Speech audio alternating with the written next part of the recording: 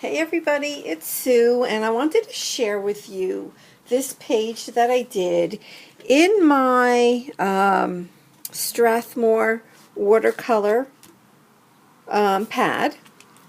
So Rashida, who is Rose Flower 317, had sent me a 4x6 card that had "Follow Your Art" on it. And I just loved it, and I knew I had to reuse that phrase. And so what I decided to do was I took this Stampin' Up! Stamp. It is Swallowtail, and it's large, right? So it's large. I think it's like, gosh, I want to say over 4 inches and then over 5 inches. I don't know if it's 4.5 by 5.5, something like that. It's quite large, but it's just beautiful. It's just beautiful. But anyway, so I went ahead and took this stamp and I stamped it onto my pad. And what I did was I colored this pink one here with watercolor paints. And they're just my inexpensive watercolor paints from Michaels. And I really liked the way that it came out. And then I went and took my Scarlet Lime pen, my black pen, and just really,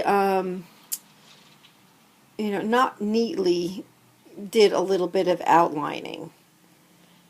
So I did a darker pink on the outside, then a lighter pink, and then I pulled in some yellow, but it turned into like an orange, right, because it was mixing with the pink.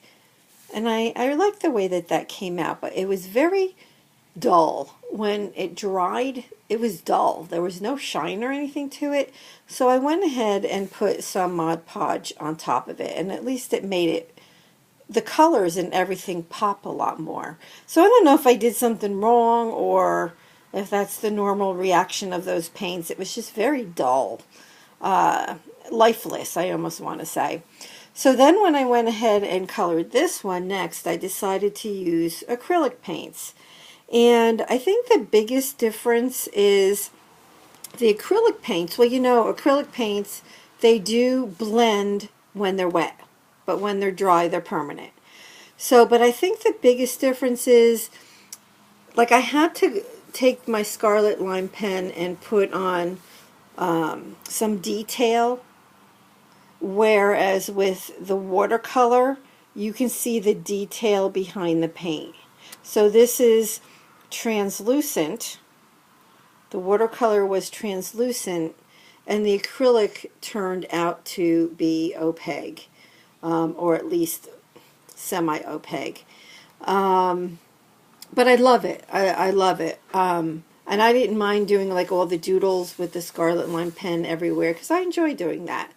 But I took 2 different shades of blue, and again I took some yellow, and I did some yellow in the middle.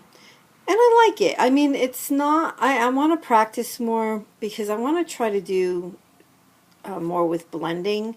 But like the top, I did a little bit darker blue, and then the bottom I did all light blue, and then took a little bit of the darker blue here. But anyways, I have to practice. And then I went ahead with an old Stampin' Up! Letters, which are these. What's the name of it? It's retired. Lovely Letters Alphabet, and they are. I have them standing up on end, but they have like they're fancy. There's like a squiggle to the inside of them. And they're pretty. They're really pretty. So that's what I did, Follow Your Art. And yes, my W is crooked, and I don't care. It kind of bothers me, but I'm getting past it. I'm getting past it. I kind of knew when I was putting that W on there that it was going to be crooked. And I didn't care when I did it, so I cared more after I saw what it looked like. But I'm getting over it. So you can see, and I'm using my black StazOn. I have got to get a new pad because it's definitely not as juicy as it should be. But look at how pretty those letters are with the pretty design on the inside. But anyway, so I wanted to share this watercolor page with you. Even though I did one in watercolor and one in acrylic, the paper itself is watercolor paper. So, hopefully this will inspire you to maybe get out those big stamps of yours, whether they're butterflies or whatever you may have, and just, I don't know, get creative with some paints. So let me know if you have any questions, and I'll be back with another video soon. Okay, bye-bye.